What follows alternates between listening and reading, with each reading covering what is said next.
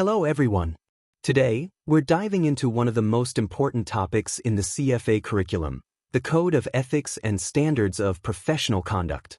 This isn't just about passing the exam, it's about understanding the ethical foundation that will guide your entire career as an investment professional.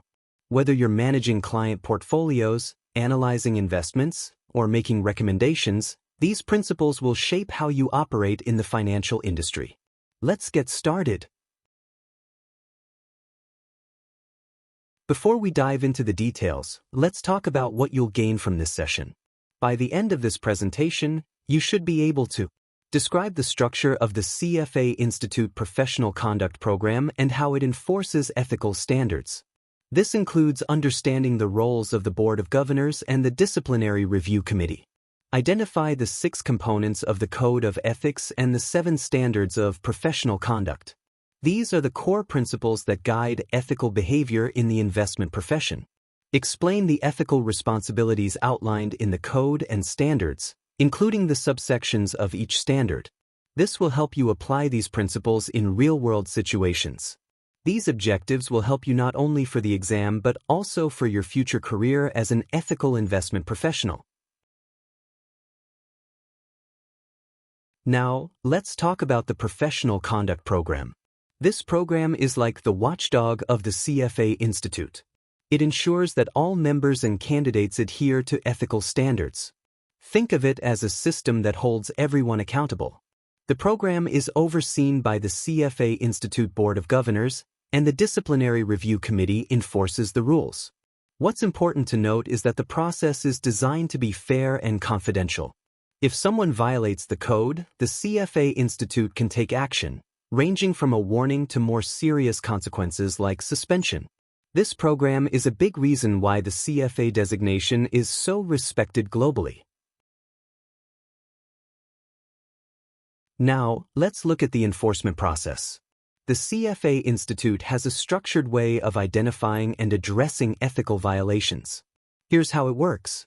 Self-disclosure. Members and candidates are required to disclose any involvement in civil litigation, criminal investigations, or written complaints on their annual professional conduct statements. Written complaints. If someone files a complaint about a member or candidate's conduct, the CFA Institute will investigate. Public sources. The CFA Institute also monitors public sources like media reports for evidence of misconduct. Exam proctors. If a proctor suspects a violation during the CFA exam, they can report it. Exam materials and social media. The CFA Institute analyzes exam materials and monitors social media for any signs of unethical behavior. Once an investigation begins, the professional conduct staff may request explanations, interview parties, and collect relevant documents. If a violation is found, the member or candidate can either accept the sanction or request a hearing. This process ensures that ethical standards are upheld across the board. Now, let's talk about the Code of Ethics. This is the foundation of ethical behavior for CFA members and candidates. It's broken down into 6 key components. These aren't just rules, they're principles that should guide your actions every day. Act with integrity, competence, diligence, and respect. This means being honest, skilled, thorough, and respectful in all your professional interactions. Place the integrity of the investment profession and clients' interests above personal interests. Your clients come first, always. Use reasonable care and exercise independent professional judgment. Don't cut corners. Make sure your decisions are well-researched and unbiased. Practice and encourage ethical behavior. Lead by example and promote ethics in your workplace. Promote the integrity of global capital markets. Your actions should help maintain trust in the financial system. Maintain and improve professional competence. Keep learning and stay up to date with industry standards. These components are the building blocks of trust in the financial profession.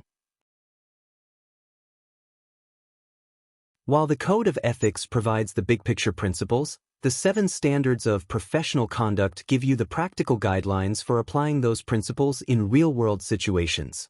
These standards cover everything from how you interact with clients and employers to how you handle conflicts of interest. They're like a roadmap for ethical decision-making. Professionalism.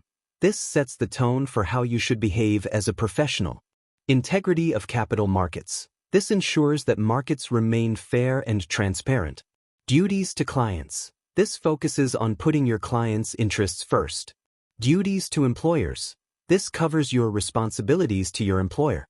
Investment analysis, recommendations, and actions. This ensures your investment decisions are well-researched and transparent. Conflicts of interest. This helps you navigate situations where your personal interests might conflict with your professional duties. Responsibilities as a CFA member or candidate. This ensures you uphold the reputation of the CFA designation.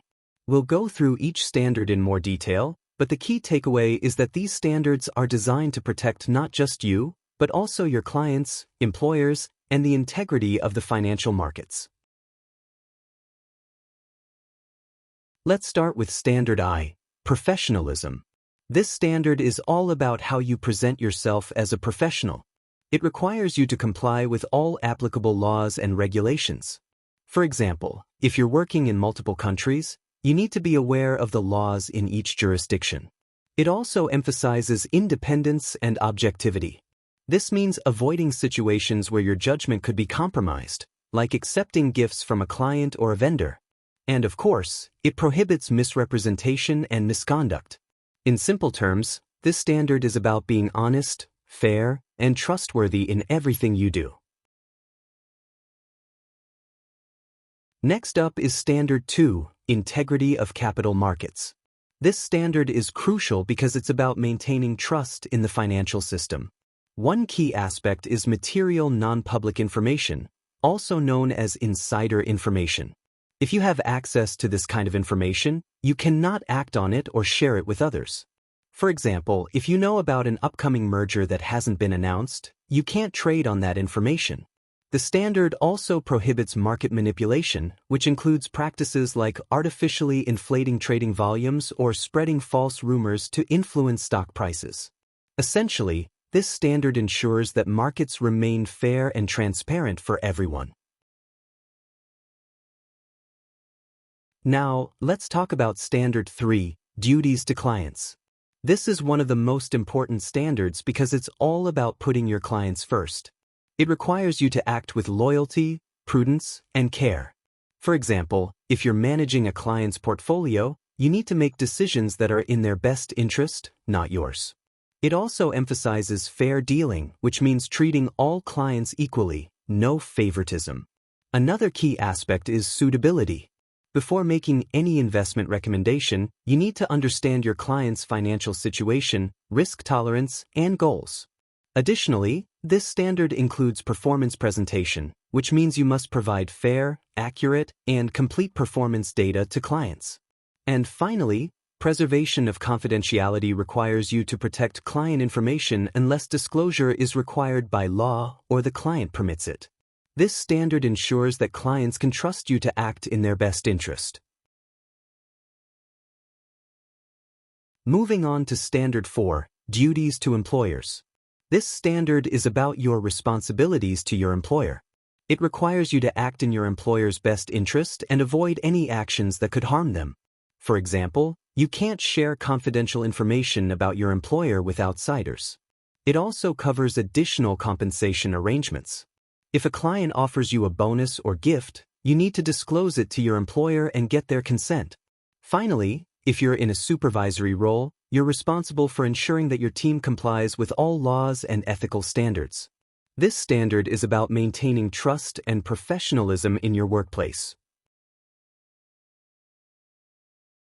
Standard V focuses on investment analysis, recommendations, and actions. This standard is all about making sure your investment decisions are well-researched and transparent. It requires you to exercise diligence and reasonable basis, meaning you can't just make recommendations based on a hunch. You need to do your homework and have solid evidence to back up your decisions. It also emphasizes communication with clients. You need to clearly explain your investment process and any risks involved. And finally, you must maintain records to support your recommendations and actions. This standard ensures that your investment decisions are both ethical and well documented. Standard 6 deals with conflicts of interest. This is a big one because conflicts can arise in many situations. For example, if you're managing a client's portfolio and you also own shares in a company you're recommending, that's a conflict. The standard requires you to disclose any conflicts that could impair your objectivity. It also states that client transactions must take priority over your own. And if you receive any referral fees for recommending a product or service, you need to disclose that to your clients. This standard is about being transparent and ensuring that your clients' interests always come first. Finally, we have Standard 7, responsibilities as a CFA member or candidate. This standard is about upholding the reputation of the CFA designation. It requires you to avoid any conduct that could compromise the integrity of the CFA program. For example, you can't cheat on the exam or share confidential exam materials. It also covers how you reference the CFA designation. You can't exaggerate what the designation means or use it in a misleading way. This standard ensures that the CFA designation remains a symbol of trust and professionalism in the financial industry. To wrap up, here's what you should take away from today's session. The Code of Ethics and Standards of Professional Conduct are the foundation of ethical behavior in the investment profession. They're not just rules, they're principles that guide how you should act in every aspect of your career. The Professional Conduct Program ensures that these standards are upheld through a fair and confidential process. It's a system designed to hold everyone accountable and maintain the integrity of the CFA designation.